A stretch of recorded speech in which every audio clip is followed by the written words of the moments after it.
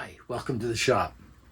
I got a lot of feedback from people on my video about the 45 and how to use it.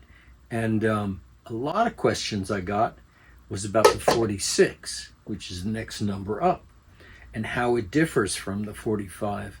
So what I've done is I've pulled out 4 46s and a 47. I'll give you a small detail about that in somewhere in the video, but right now we're going to talk about the 46. The 45 has a lot more cutters, and it was designed to make a lot more shapes. It's really a molding plane. It really can be used to make beads, as you see in this video, or other shapes that the 46 can't do. The 46 is basically primarily to cut across the grain and to do dados, grooves. It is a filletster plane because it has a sliding fence that is an add-on, which we'll talk about also. But for now, I'm going to put away this 45 and I'm going to put up the 46, and we'll talk about that.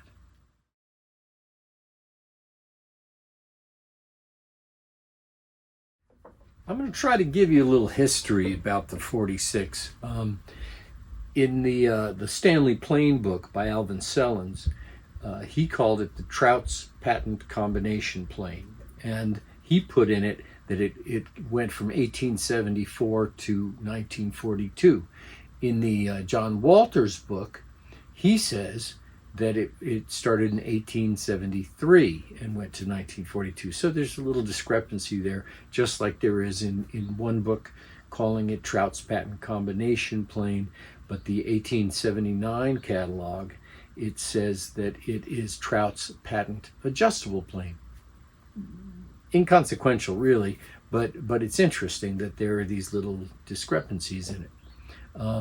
Primarily, the plane, the big difference between the 45 and the 46 is that the cutters are skewed, and you can see that here. Here's a typical cutter for a 46, and you can see that it's angled, and when it goes in the plane, it winds up being skewed.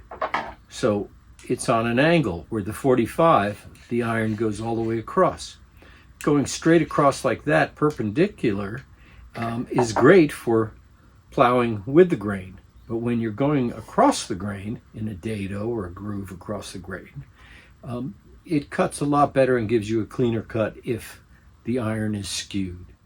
So the primary function of this plane is to go across the grain. That's why it was created. Now, it went through a lot of different patents on this plane. It originally started with Dorn's patent, and that was in 1872, and Dorn had come up with another plane, and they used that plane basically as the base model for this. But before it actually went out, in 1873, Justice Traut redesigned the plane from Dorn, and it was put out under that patent.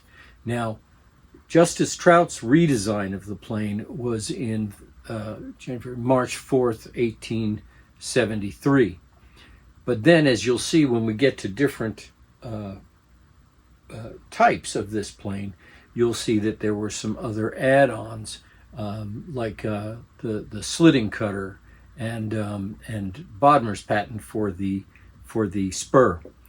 This plane that I'm going to show you first has the second style spur that has a screw going through it to hold the spur in place, and it's a double-ended spur, so you can sharpen both ends of it, and if one gets dull, you can flip it around. Originally, on the first 4, I believe, of these types of this plane, it had a wedge-style spur that the actual shape of the spur itself going up into the metal, that's what held it in place. There was a dovetail cut in the iron. But this has the sort of a racetrack shaped spur. I'll show it to you. And so it's fairly easy to sharpen, and it doesn't loosen up too bad because it has its own screw that holds it through the body. Let's see, what else should I go on about this? The guard plate is an add-on. The guard plate is this piece here, and you can unscrew it from here and here and release it from the fence. And once you do that, then these two pieces, as you can see, are the same height, and it just basically works as a plow plane with no fence. And the sliding section and the main body would just be set at the width of your iron going across from here to here. But I have the fence on because I wanted to show you how it works going across the grain on this piece of wood. So in the type studies, some of these at a certain point that's horn shortened, and this went from having just 2 steps on this down here to 3. So this is primarily a type 4, I believe. Also, you can tell that it has this spur that I was talking about, and you see here there's a screw that goes through the skate to hold that in place, and this end is sharp and this end is sharp, and you can reverse them. There is also one on this side here, the same spur, that also can be sharpened. Now, I have the guard fence here attached, and that makes it a filletster, and can be used that way, and I'm going to use it in that way.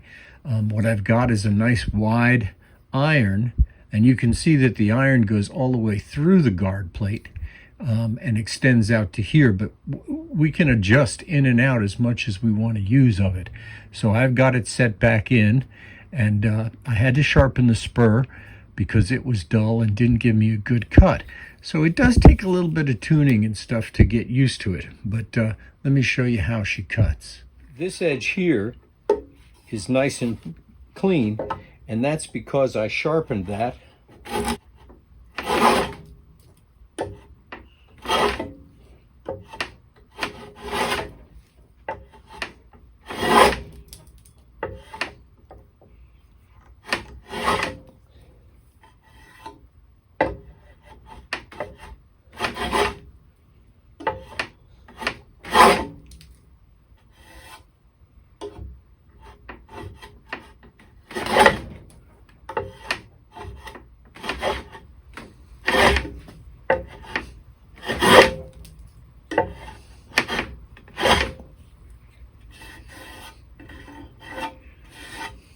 You can see how nice that cut is because that spur is cutting ahead of the cutter, and so it is cutting across the grain, and then the cutter itself is coming up tight against that right there.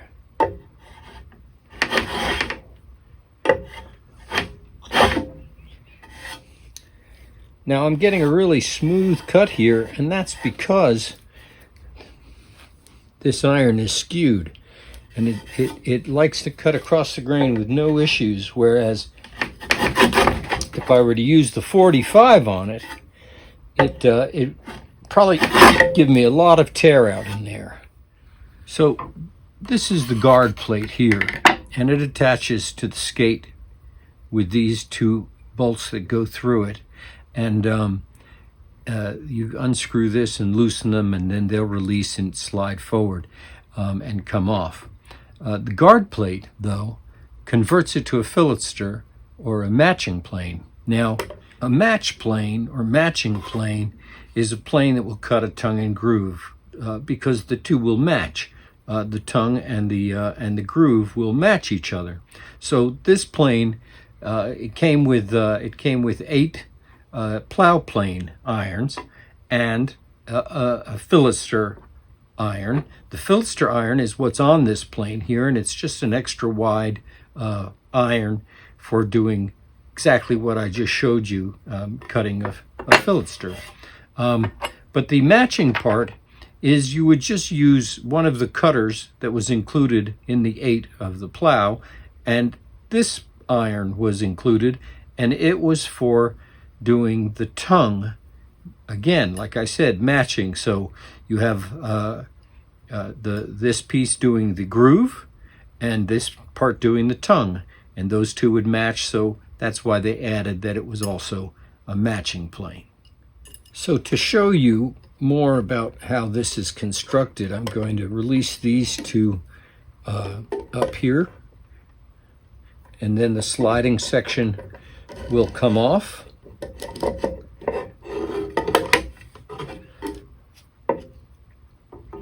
There we go. And so here is the sliding section, and you can see the back keyhole area that the guard plate fits into. So we'll unscrew these. Now this is an opposite thread. It's righty-loosey and not righty-tighty. But once you do that, and you loosen them up, then it just releases and slides. And that's because of this keyhole slot. And you see on the back here, this portion here is deeper. So to put it on, you just slide it back. And these screws here, if you notice, have this little tab here. And so that's what bites onto that portion of the sliding section and tightens up like that.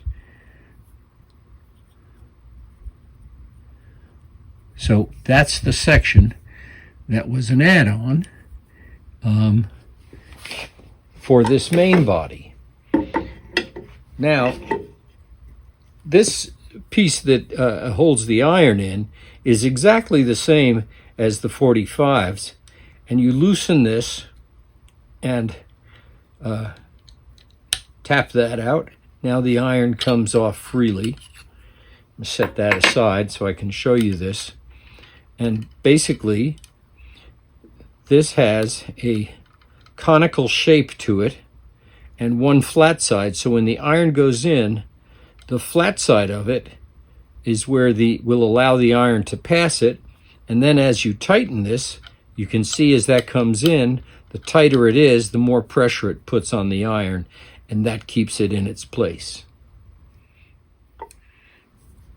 So this is the second spur. The original spur was a wedge spur that went in on the earlier types, but this is a little different. And on the back end, you see, is a screw that holds it in place. And that screw, if you loosen it, will allow you to adjust the spur up and down. I don't know if I can show you that, but basically it can slide in this groove. There you go. And so once you've sharpened it, if you need to go a little further forward, you can. You see there's room for this screw to move about. So depending on whether or not you're getting a good cut there, you can slide the spur down a little bit and it'll give you a better cut. So this is the spur removed. And you can see that this side here has never been sharpened. But on the other one, it has been. And here's the sharp end of it. You see the little bevel to it. And this one's fairly dull. I resharpened the other one so that it would give me a clean cut. And this could use it as well. It's a difficult thing to sharpen, mostly because it's hard to hold on to. And that's why I have these little pliers here to hold on to that back portion. And then I just took a stone and worked my way drawing out the sharper edge. And then when you've got it nice and sharp and you want to put it back, it's important to put it on the outside. So the larger flat side, longer flat side versus this beveled part, you want that cutting edge to be on the outside so that when you're cutting, this edge lines up with your iron. If you turn it around the other way, then what happens is it will cut inside the cut that you want and not cut those cross grains properly.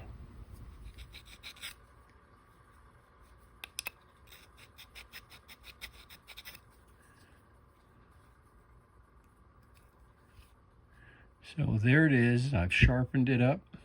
It's pretty sharp. That's nice. So I want to make sure that this part here is the outside of my cut. So there you can see how I can slide it forward and back, deeper, less. And you want the two of them to be the same so that they're cutting evenly. Otherwise it can throw you off. Okay.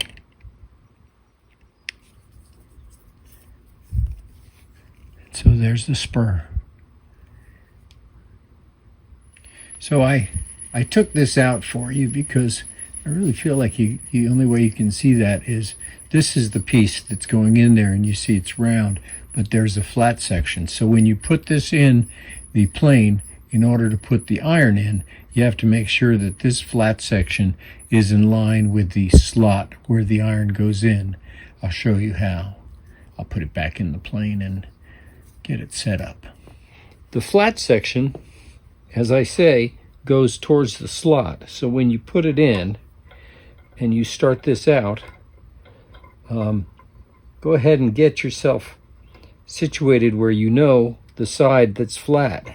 One way to do it is take a Sharpie and just put a little line there. It's not terribly important because when you put the iron in, it'll find that flat. You can see you can turn it out like that, and then we'll do this little 3/8 inch cutter in here and get that set in.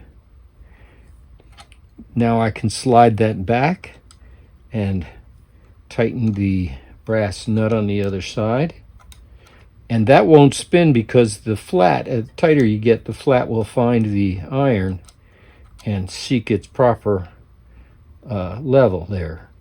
So there we go. Now it's starting to snug up. So if I loosen this and push it in a little bit, I can then slide this back and forth. Also, the back portion is milled perfectly so that if you push it dead up against that, it will be properly seated, going perpendicular there. So there I've got the cutter in, and it is deeper than I need, but I'm going to pull it out.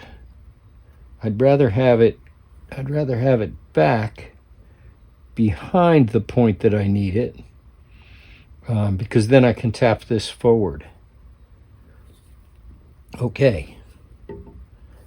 So it's not quite showing enough through. So again, it's kind of hard to get it set properly. Okay, so I've got the iron in there, and I'm going to want to cut a groove across this board. So I'm going to put this back on.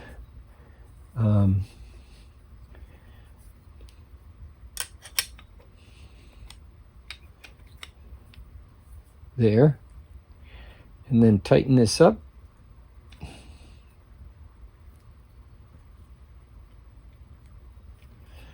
There, left. This is kind of tricky because I've got my fence, but there is only one spur on this here, and there is no spur on the other side of this iron. So what I'm going to do is, this would work fine if I wanted to follow this edge, but I'm going to take the guard plate off, and I'm going to move this sliding section all the way in. So now I have a spur on each side of the piece that I'm putting in, but now I need a fence. I need something to follow. So I'm going to have to clamp a board here. As I sighted down here and to get the height of the iron coming out properly, and then I have a spur and a spur on each side of it, and these are pressed together, and I think that'll work, but it might be that I need to move it apart a little bit, but we'll see. So I've got a board clamped for a fence.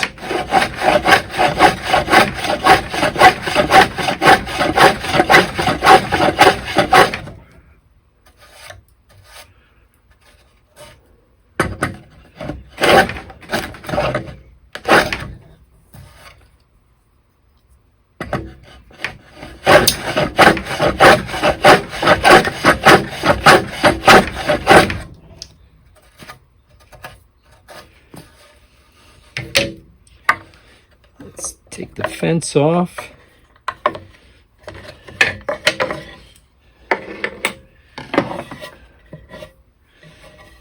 There, I've got a really nice clean dado going across there. The edges are really clean, which means that my spurs were working very well. Now that I have that already there, I can go deeper without the fence.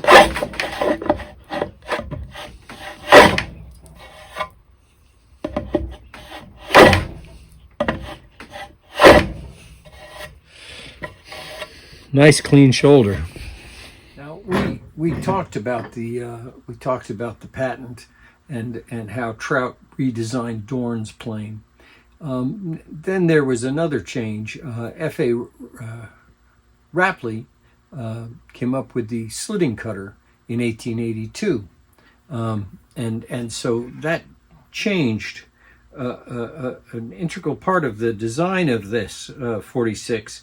This rod no longer just screws in partially. You see, there's nothing back here. The rod ends right there with the plane. Now the rod goes all the way through because they've added the slitting cutter for doing veneer work, another depth stop, and you see this cutter was added to it. Now the 45s had those all the way from the very beginning, but not the 46. It also still only has one depth stop. At this point, they had done away with the cast iron one that went over this side, and they had the depth stops here. They have two spots for them, but there was only one depth stop supplied originally. Later, after they started doing the nickel-plated ones, that actually changed, and they put two of them in there. So that's another change in the type study. So what I'm going to do is I'm going to use this one here to cut a 1/2 inch groove down the board, and we'll see how that works, because I'm going to go with the grain instead of across the grain. So basically the same plane. You can adjust this in and out for where you want to put the groove, the distance in. It has a depth stop here. I don't think I'll use it because I won't go down that far. Part of the other parts of these designs is, you see there's a little bead here on the knob, and so right in here, and that disappeared and changed over time. So you have to kind of, when you see these, if you really want to identify them by the type, these are the little things that'll tell you different things about them. So we are going to go ahead and try to cut a groove along the grain of the board. So let's try that out and see. It's kind of taking a strong cut.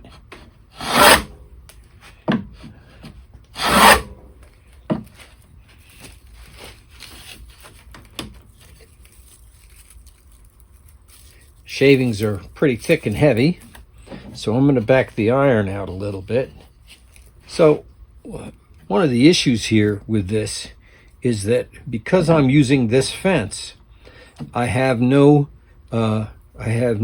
spur on this side of the iron. I do have one on this side, and you can see that this is a nice clean cut, but this side here is very rough because there's no spur ahead of it to prevent the tear out. But it cuts very well going with the grain, and I could solve that problem by using an auxiliary fence like I did on that other one. But it's cutting very well with the grain.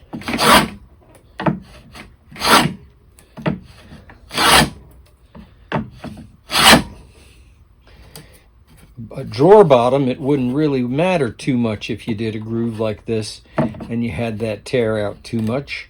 You could clean it up, or you could cut it ahead of time with a knife, put a rule there and just cut it, and then come back with this plane and make the cut.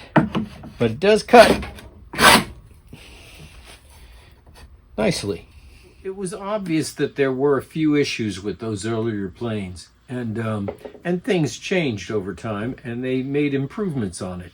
And so we're going to jump ahead now to what I believe is a Type 10, which is now we're into the next century, 1905 to 1909, and we're going to look at a Type 10 of the same number 46, and there are quite a few differences. So I'm going to come in closer and let you see some of those differences. The major one is that they solved the issue by adding a fence, a rosewood fence. So now you have the two skates with your two spurs for that groove and a fence to run off of. I'll bring it in closer. So here we are. It's a number 46. Now it's nickel plated. The changes in it primarily is this major change of adding a fence with a rosewood block and an upper and a lower, so you can lower the fence down and go underneath. But there are other changes in it as well. The cam tightening piece here now has two changes. One is there is a plate here that fixes on this part here, so this can't come off entirely.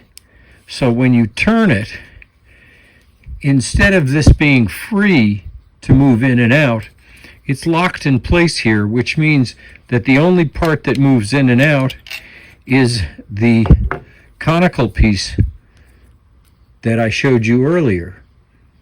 Let me take this fence off so you have a cleaner view. So we're back to this. The wing nut is locked in place. So that means that the rod in here cannot go in and out. It means that only this part can go in and out. Also, if you notice, there's a little slot here. So it can no longer revolve. So always the flat portion is towards the iron. So two little improvements. They put a little pin through here, and that goes into that channel. And so now, when you undo this,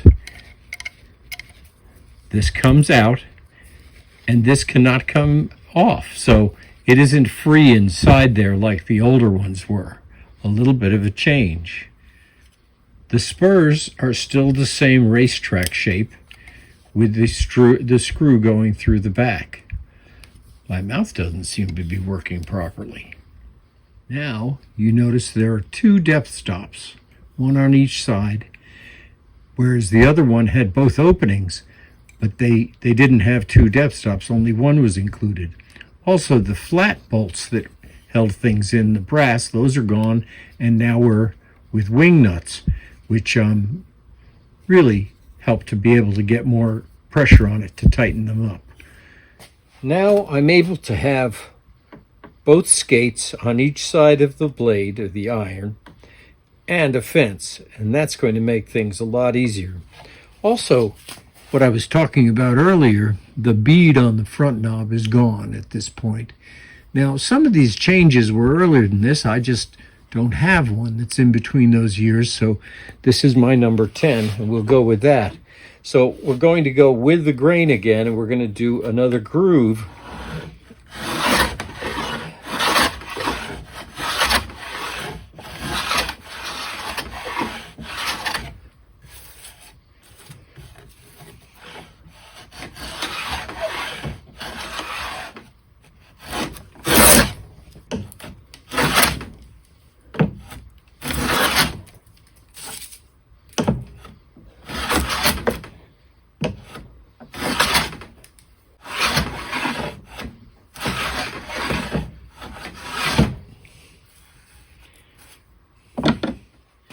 Now, on the number 12, the only big difference is the shape of the tote here comes straight down and off, and there's no sweep back.